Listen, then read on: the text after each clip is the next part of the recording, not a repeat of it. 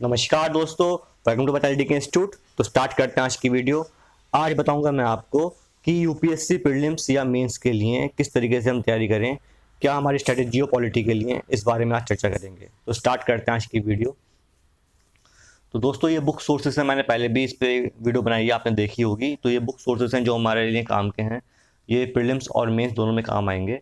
तो यहाँ पर मैंने बताया पॉलिटी के लिए लक्ष्मीकांत आप पढ़ सकते हैं, ठीक है। लेकिन इसको डिटेल में करते हैं, डिस्कस की जाए क्या लक्ष्मीकांत सफिशिएंट है पढ़ना, तो उसके बारे में हम चर्चा करते हैं। तो दोस्तों देखो, जैसे अगर आप स्टार्ट कर रहे हैं यूपीएससी की प्रिपरेशन, ठीक है, सबसे टफ एग्जाम मानते हैं यूपीएससी का, तो उसके लिए अगर हमें पॉलिटी तैयार करने, पहले तो उसका देखते हैं कि क्या सिग्निफिकेंस है पॉलिटी पेपर का।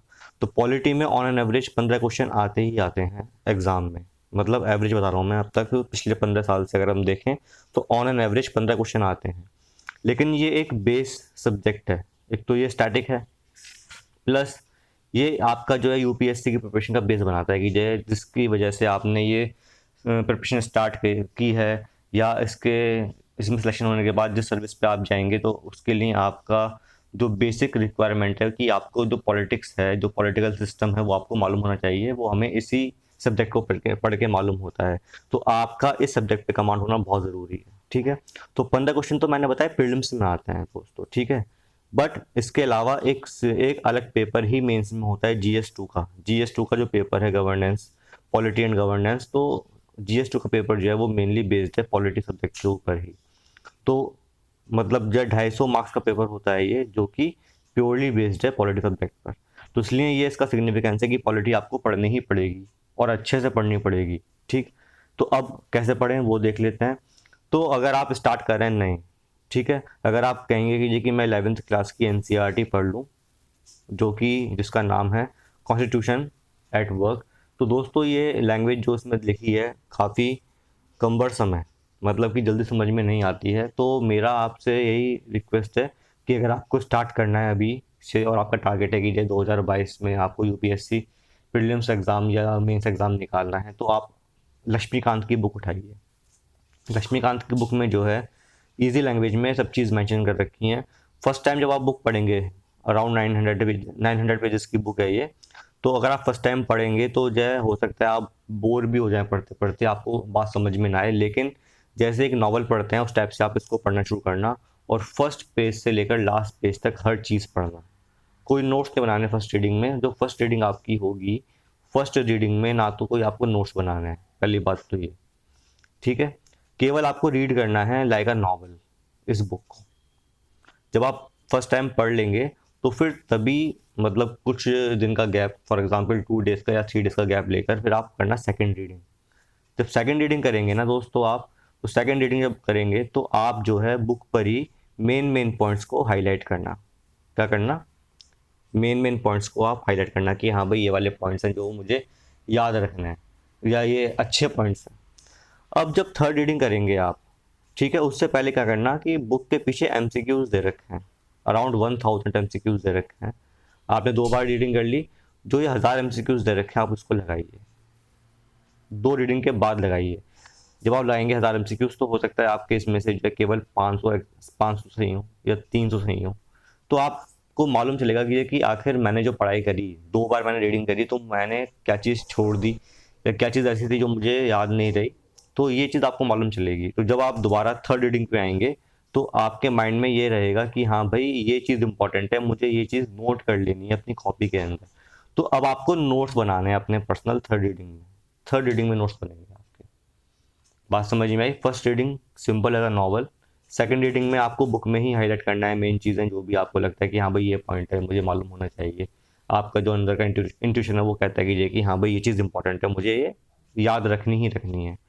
थर्ड पॉइंट है कि आपको एमसीक्यू सॉल्व करना है 1000 जो बुक के पीछे दे रखे हैं, जिससे कि आपको आइडिया हो कि एग्जाम में किस टाइप से क्वेश्चन पूछते हैं, एमसीक्यूज किस टाइप से बनते हैं, और ऐसे कौन कौन से मेन पॉइंट है जो मुझे नोट डाउन कर लेने हैं।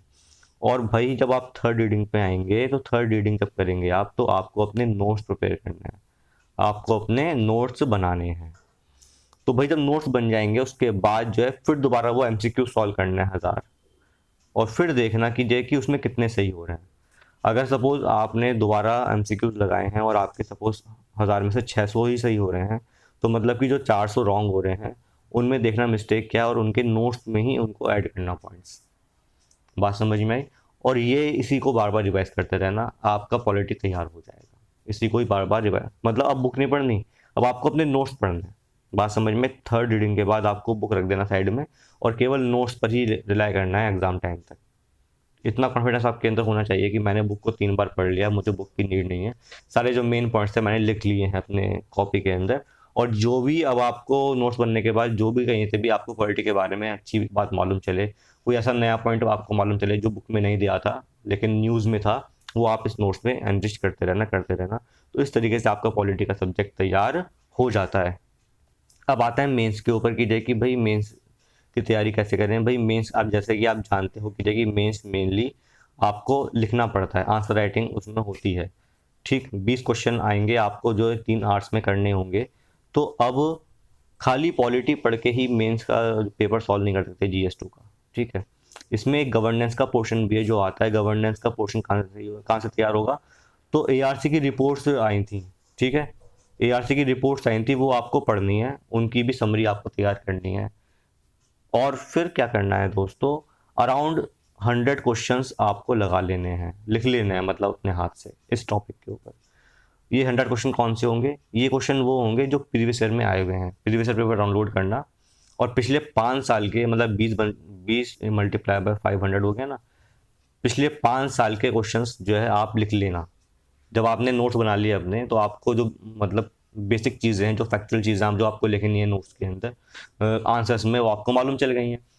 और न्यूज़ आप पढ़े रहोगे, डेली न्यूज़ या करंट अफेयर्स आपको पढ़ने की हैबिट पड़ चुकी होगी, या डाल लेना, उसको डालनी पड़ेगी।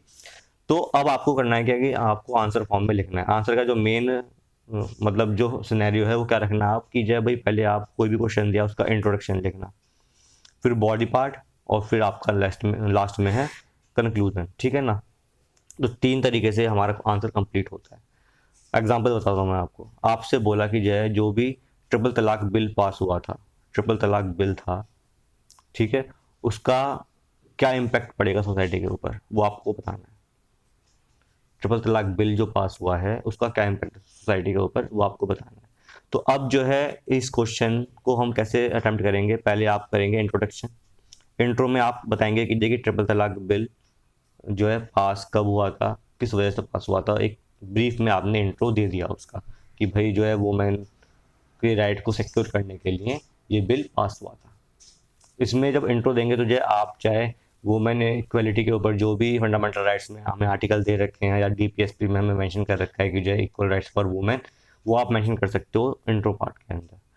अब बॉडी पार्ट में आएंगे तो बॉडी पार्ट में आपको ट्रिपल तलाक बिल के जो फीचर्स थे, जो भी आपने पढ़ा होगा, याद किया होगा, वो फीचर्स भी आपको इसमें बॉडी पार्ट में डालने हैं। फीचर्स के माना कीजिए कि 4-5 पॉइंट आपने डाल दिए फीचर्स के ऊपर। उसके बाद हम बताना है हमें कि देखिए क्या इम्पैक्ट है सोसाइटी के ऊपर। ठीक, मतलब कि क्या फ़ायदा होगा इस बिल का वुमेन के ऊपर, और वुमेन एक पार्ट ऑफ सोसाइटी का, तो ये किस तरीके से ये हमारी सोसाइटी में इक्विटेबल कंडीशन लेके आएगा, जो वुमेन को अधिकार मिलेंगे, पूरे नहीं मिलेंगे, इस बारे में चर्चा करनी है आपको। और जब आप कंक्लूड करेंगे इस आंसर को, तो कंक्लूड करते टाइम जो है आपको बताना है कि जो है क्या ये खाली मतलब जब पॉलिटिकल रीजन से लेके आया गया है बिल, या फिर इससे वाकई में फ़ायदा होगा दोनों कम्युनिटी को, चाहे हिंदू कम्युनिटी हो, चाहे मुस्लिम कम्युनिटी हो, या सोसाइटी को किस तरीके से फ़ायदा होगा, वो आपको कंक्लूड करके अपनी बात को रखना है। तो ये तरीका है, मतलब कि जो है मेंस में जो आंसर राइटिंग है उसमें आपने जो चीज़ पढ़ी है, आप कितना उसको एनालाइज कर पाते हैं, कितना आपका पॉइंट ऑफ व्यू क्या है, वो भी हमें रखना पड़ता है। वो तभी आएगा जब आप प्रैक्टिस करेंगे। तो मतलब कि जब आपने सब चीज़ पढ़ ली है, नोट्स बन गए हैं आपके, तो जब आंसर राइटिंग करेंगे आप दोस्तों, तो 100 क्वेश्चन जो पहले एग्जाम में आए हुए हैं वो आपको लिखने हैं। ठीक है, और अपने नोट्स के जो पॉइंट्स हैं उनको, इन पॉइंट्स को, नोट्स के पॉइंट्स को इंक्लूड करना है आंसर राइटिंग में। बात समझ में आई है?